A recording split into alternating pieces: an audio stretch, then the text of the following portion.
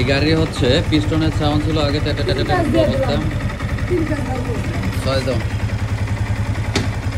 Main হচ্ছে সমস্যা ছিল মোবিল পাম্প।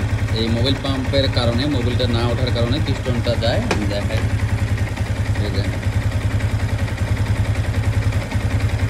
পিছনে এই সাইডটা পুরো এখানে সিজ করে ফেলে, যার কারণে এই সাউন্ড করে। কমপ্লিট সেট আপ চেঞ্জ করতে হলো। এটা হচ্ছে মোবিল পাম্পের কারণে। আর মোবিল পাম্পের কি সমস্যা দেখায়, এই জায়গায় মোবিল পাম্পের এই জায়গায় ফ্রিলি ঘুরতেছে, মানে আপনার মোবিল পাম্প ঘোরে না। এটা ভিতর দিয়ে ঠিকই ঘুরতেছে, কিন্তু আপনার কোনটা একটু ধরেন তো, আমি এটা যদি চাপে ধরে থাকি দেখেন, এটা সহ এই পিনটা সহ ঘুরবে। হ্যাঁ, এটা চাপ দিলে এটা ঘোরে না, দেখেন এই যে আটকে গেছে। এইভাবে ঘুরতো, তার কারণে মোবিল উঠতো না ওঠার কারণে পিস্টনটা চলে যায় এবং কন্টিনিউ সব জায়গায় আর কি মোবিলটা ওঠে না। এই দেখেন, এটা চাপ দিয়ে ধরে থাকলে এটা ঘোরার কথা, এটা ইজি করতেছে। এই যে পিনটা ঘোরে না, এই ভিতর থেকে গেছে। এই একটা মোবিল পাম্পের কারণে এই পিস্টনটা যায় এবং সিজ করে, যার কারণে পিস্টন সিলিন্ডার ব্লকের সাইডটা পুরোটাই চলে যায়। এই সিলিন্ডার ব্লকটা দাও তো। হ্যাঁ, সিলিন্ডার ব্লকের হচ্ছে ভিতর সাইড, এই সাইডটা পুরোটা চলে যায়, যার কারণে হচ্ছে ট্যাটার করে সাউন্ড করে। ভিতরে সাউন্ডটা আছে, দেখতে পারবেন।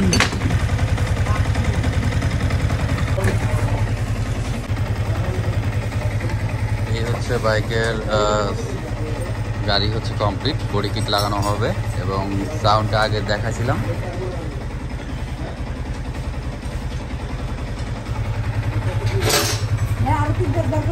জি,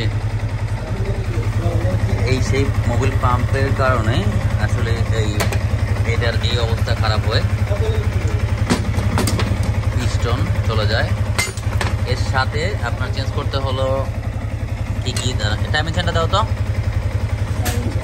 পিস্টন সেন্টার ব্লকের সাথে চেঞ্জ হলো আপনার হেল্পগুলো দাও।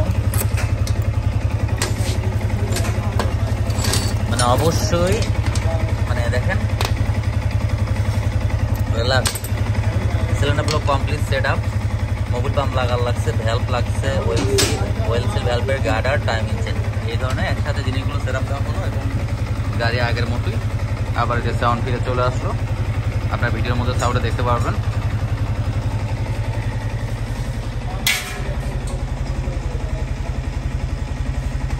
এই বাইকটা হচ্ছে যশোর থেকে আসছে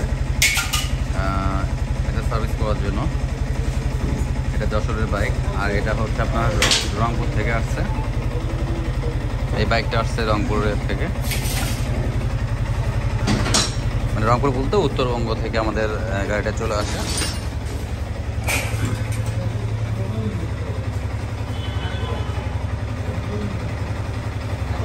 বাইক স্টার্টে আছে, এটাও যশোরের বাইক।